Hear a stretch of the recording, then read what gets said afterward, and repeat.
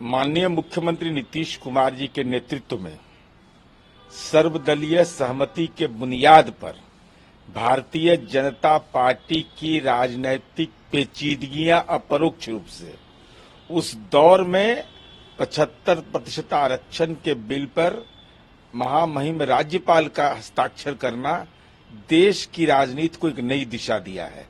और हमारी उम्मीद है कि बिहार के सामाजिक आर्थिक जो सर्वे की रिपोर्ट आए हैं, जिसके आधार पर सरकार ने लोक कल्याणकारी कार्यक्रम घोषित किया है कि हर गरीब परिवार को किसी भी जाति का होगा उसको 2 लाख रुपया नगद देंगे।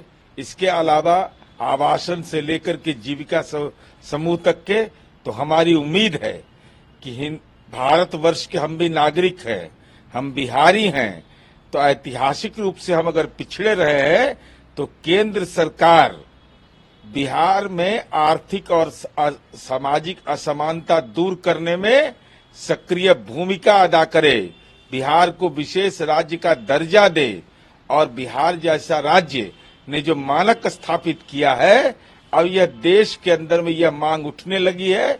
इसका मतलब बिहार ने जो किया वह देश चाहता है। तो ये राहुल गांधी ने राजस्थान में एक रैली में उन्होंने कहा है, प्रधानमंत्री नरेंद्र मोदी को तंज करते हुए कहा कि प्रधानमंत्री पनौती है, यही एक कारण है कि भारत वर्ल्ड कप नहीं जीत सकता है। देखिए, वर्ल्ड कप जीतना यह देश की जनता की आकांक्षा थी, लेकिन जिस ढंग का राजनीतिक आचरण खेल के संबंध में भारतीय जनता पार्टी पेश करती है, तो ऐसे सवाल से तो इनको घिरना होगा।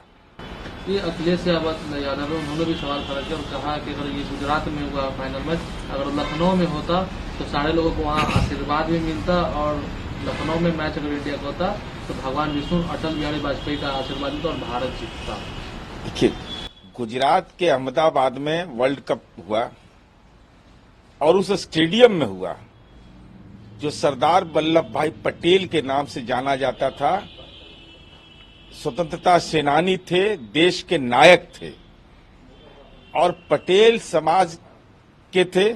और वैसे दौर में भारतीय जनता पार्टी ने प्रचार तंत्र के माध्यम से जिंदा में ही आदरणीय प्रधानमंत्री जी के नाम से कर दिया उस स्टेडियम को। तो स्वाभाविक है स्वतंत्रता सेनानियों का जो योगदान है उसको नकारा जा रहा था और आदरणीय नरेंद्र मोदी जी के नाम से स्टेडियम किया गया।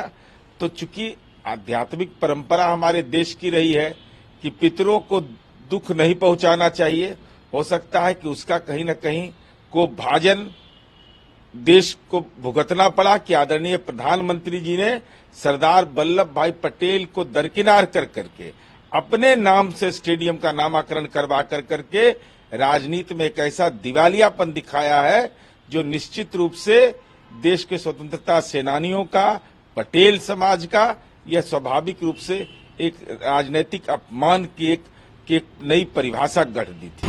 ये नेशनल हेराल्ड केस मामले में वो ईडी ने 752 करोड़ रुपए का संपत्ति को जब्त किया। अब ईडी की तो एक सामान्य प्रक्रिया है देश के अंदर में कि जो इनके साथ रहेगा वो राम राम और दूसरा का जीना हराम ही कर देते हैं। इसलिए ईडी के बारे में तो सार्वजनिक रूप से माननीय सर्वोच्च न्यायालय से लेकर विभिन्न न्यायिक मामले में हस्तक्षेप करते हुए और विभिन्न राजनीतिक दलों ने यह भी प्रतिक्रिया व्यक्त की है कि राजनीतिक प्रतिशोध से यह काम करते हैं, लेकिन 2024 में बहुत विलंब नहीं है, आपके हर प्रतिशोध का जनता जवाब देगी।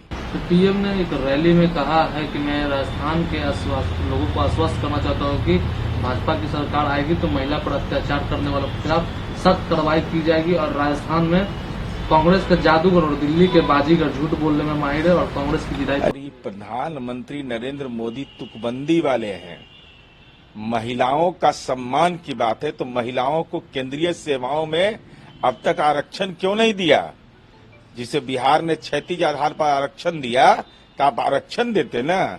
महिलाओं के सुरक्षा के लिए आपको इतनी चिंता थी तो आज तक मणिपुर क्यों नहीं गए? मणिपुर आज तक के महिलाओं के मामले में जो विभत्स दृश्य स्थापित हुआ, देश के प्रधानमंत्री ने अपने कर्तव्य का पालन नहीं किया है और राजनीतिक प्रवचन दे रहे हैं, तुकबंदी कर रहे हैं। इनके तुकबंदी को जनता ने समझ ली है कि इनके पास पूंजी केवल तुकबंदी है, बाकी करने के लिए कुछ भी नहीं है। ये अमित शाह ने भी कहा है राजस्थान में कि कांग्रेस का सिर्फ एक ही मिशन है, वंशवाद की राजनीति करना। सोनिया गांधी राहुल गांधी को लॉन्च करना चाहती थी, 2015 में लॉन्च करने की कोशिश की, लेकिन वो लॉन्च नहीं हो सकी। अमित शाह जी, देश के आप सहकारिता मंत्री हैं। आपके बेटा ने कब क्रिकेट खेला था? जय शाह के डैडी आप हैं, तो जय शाह कब खेले थे क्रिकेट? कैसे क्रिकेट कंट्रोल बोर्ड के सेक्रेटरी हो गए वो? इस सवाल का जवाब दीजिए ना। अरे वंशवाद का राजनीति में कैसे इस्तेमाल होता है, इसके तो साक्षात उदाहरण माननीय अमित शाह जी देश के सहकारिता मंत्री के रूप में आप हैं।